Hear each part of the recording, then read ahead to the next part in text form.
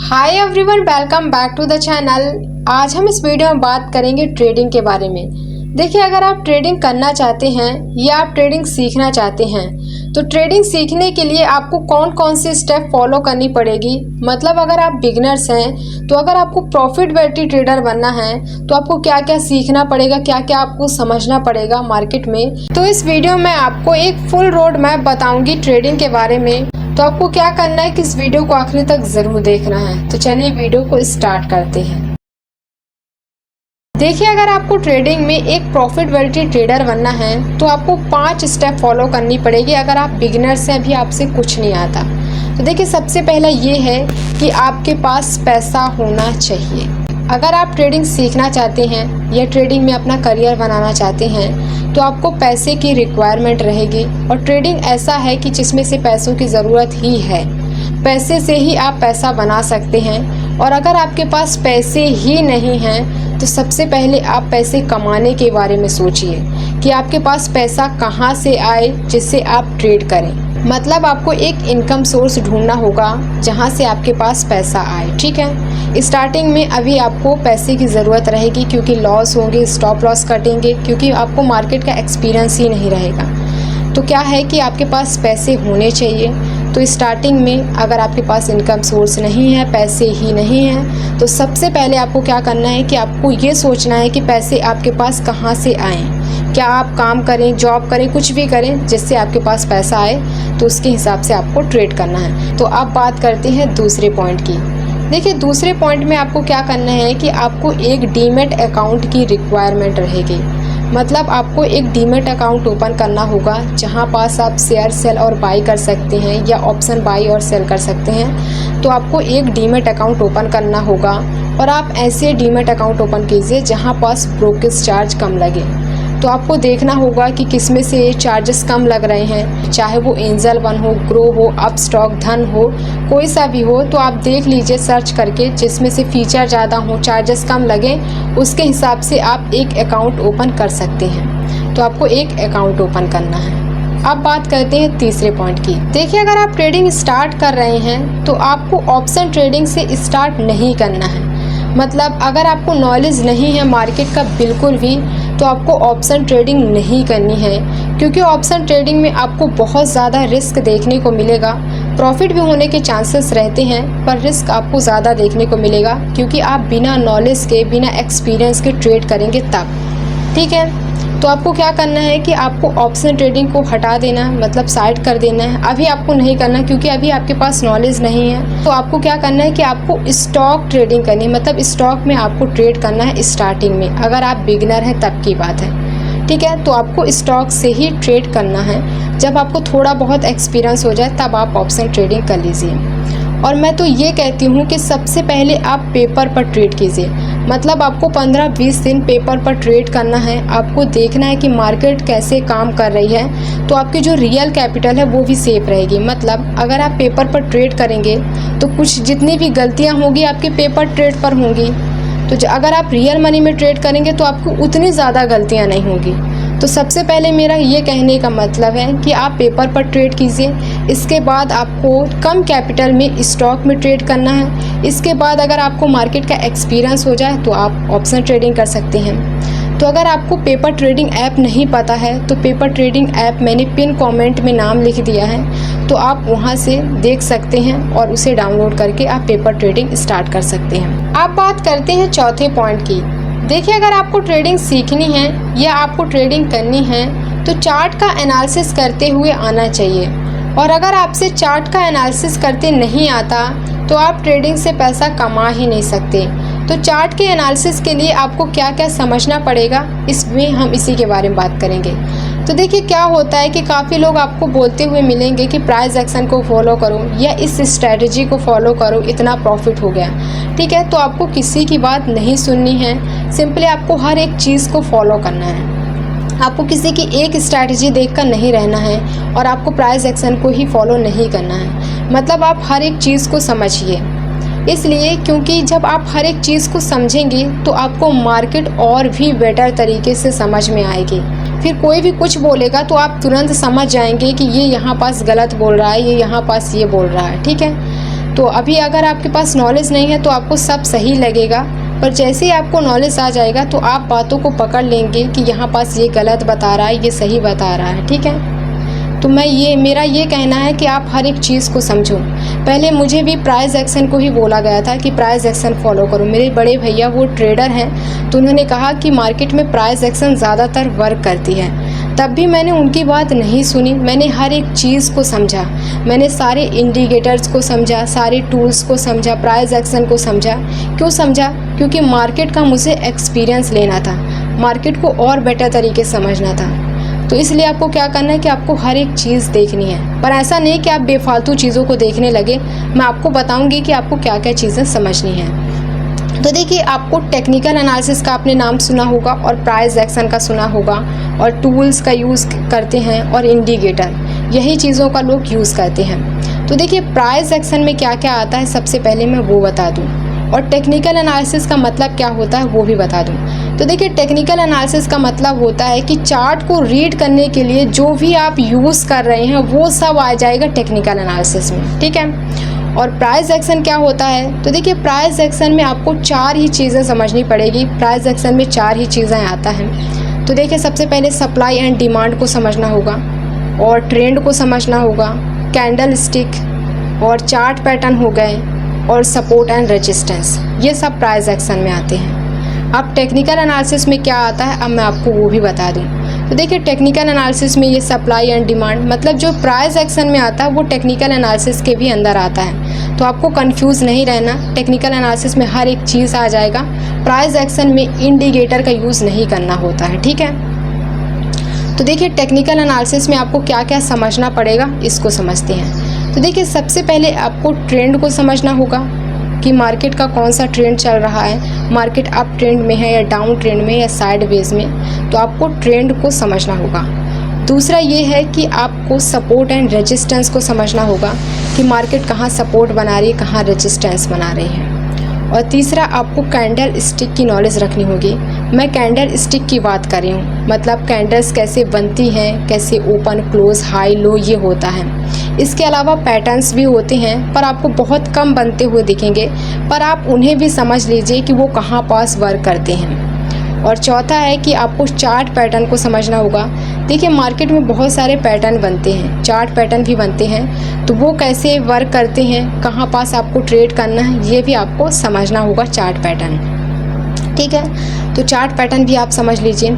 इसके बाद आप इंडिकेटर को समझिए। मैं आपको कुछ इंडिकेटर बताऊंगी जो ज़्यादातर वर्क करते हैं। सबसे पहला है वॉल्यूम, बहुत ज़्यादा इम्पॉर्टेंट होता है वॉल्यूम, तो आपको वॉल्यूम को समझना है।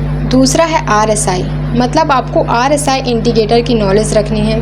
और तीसरा है मूविंग एवरेज, मूविंग एवरेज आप समझ सकते हैं। और भी इंडिकेटर होते हैं जैसे MACD, ADX, super trend indicator, Bollinger band, तो ये इतने ज़्यादा वर्क नहीं आपको करते हुए दिखेंगे, आप इन्हें भी समझ सकते हैं।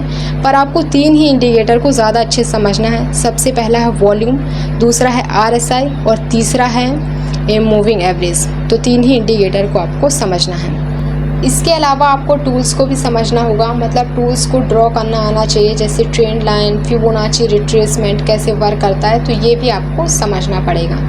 तो ये हैं कुछ चीज़ें जो आपको समझनी पड़ेगी। इसके अलावा आपको मार्केट सेंटीमेंट भी देखना होगा, क्योंकि थोड़ा बहुत इफेक्ट पड़ जाता है अदर्स कंट्री के कारण इंडियन स्टॉक मार्केट में या चार्ट में। तो आपको देखना होगा कि अदर्स कंट्री कैसा रिएक्ट कर रही हैं और उसके हिसाब से आपकी इंडियन स्टॉक मार्केट कैसा रिएक्ट कर रही है, तो उसके हिसाब से आपको मार्केट सेंटीमेंट को भी थोड़ा ध्यान देना पड़ेगा, क्योंकि उसके कारण भी कभी कभी मार्केट का प्राइस गिर जाता है। चार्ट में कुछ भी पैटर्न बना रहे उससे कोई मतलब नहीं रहता, पर अगर अदर्स कंट्री नेगेटिव हैं तो अपनी इंडियन स्टॉक मार्केट भी नेगेटिव हो जाती है।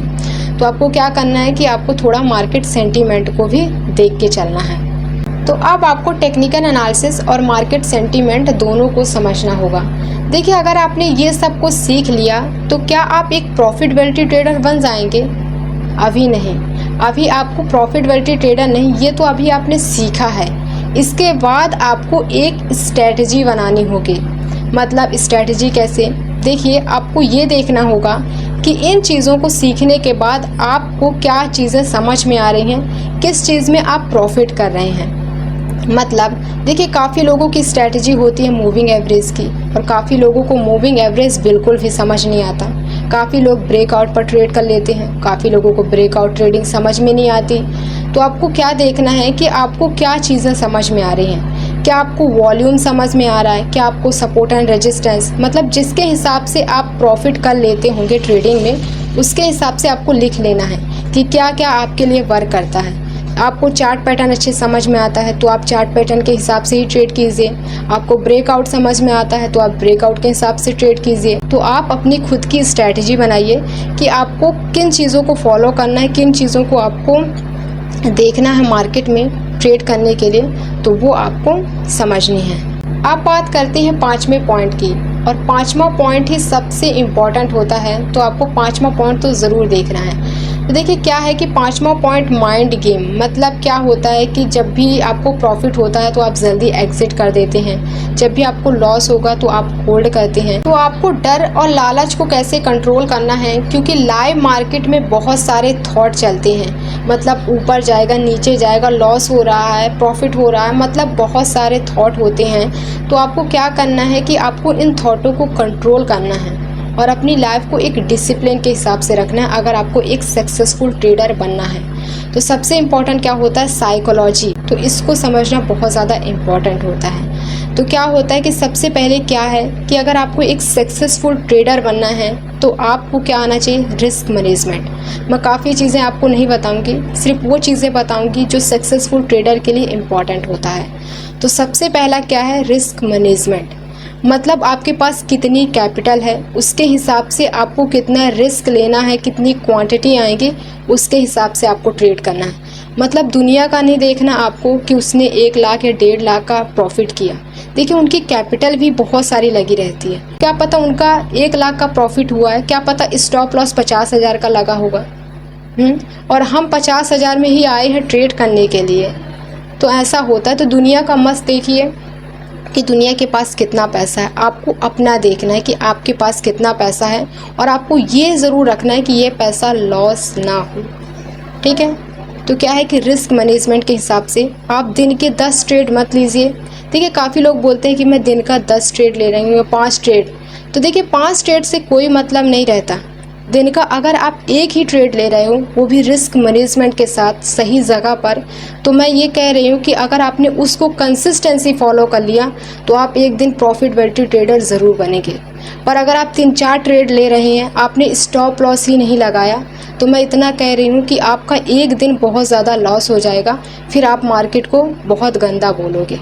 तो क्या है कि आपको इतने ज़्यादा ट्रेड में नहीं पड़ना कि आप 3-4 ट्रेड लो।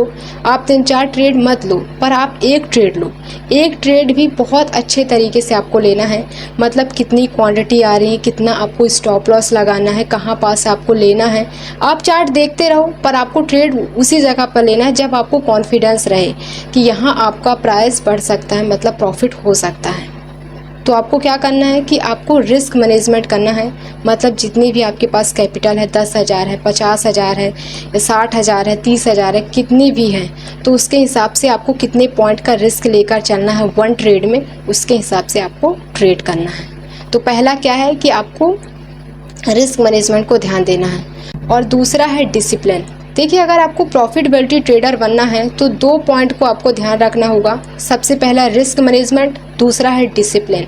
मतलब जहां का आपने स्टॉप लॉस लगाया वहीं का आपको स्टॉप लॉस लगाना है। जहां तक आपने टारगेट किया है वहीं तक आपको होल्ड करने की कैपेसिटी रखनी है, मतलब आपको वहां तक होल्ड करना ही करना है। ठीक है। जब आप ऐसा करेंगे तो आपके अंदर देखिए कभी डर ही नहीं रहेगा। आपको पता रहेगा कि मुझे 30 पॉइंट का रिस्क लेना है, 30 पॉइंट में आपने स्टॉप लॉस लगा दिया है, 40 पॉइंट का लगा दिया, ये जितना भी आपको लगाना है, तो आपको क्या लगेगा कि इस ट्रेड में इतना प्रॉफिट होगा या मेरा इतना लॉस होगा, ये तो आपको पहले से ही पता रहेगा। ये तो पता ही रहेगा ना। तो क्या मतलब वहाँ पर टेंशन लेने की ज़रूरत ही नहीं रहेगी। और अगर आप स्टॉप लॉस ही नहीं लगाएंगे, लॉस होगा, और आप ये सोच रहे हैं कि यहाँ से प्राइस बढ़ेगा, यहाँ से प्राइस बढ़ेगा, तो ऐसा कभी नहीं होगा और आपका और भी बड़ा लॉस हो जाएगा। तो स्टॉप लॉस किस लिए है कि आप अपने रिस्क के हिसाब से लगाएं, और डिसिप्लिन ये है कि आप जहाँ का लगा रहे हैं वहीं पास आप डिसिप्लिन में रहें। मतलब जो भी स्ट्रेटजी आप फॉलो करें वो आप कंटिन्यू रखें, उसी चीज़ को बार बार फॉलो करते रहें। जहाँ तक आपने टारगेट डिसाइड किया वहीं तक आप होल्ड करने की कैपेसिटी रखें।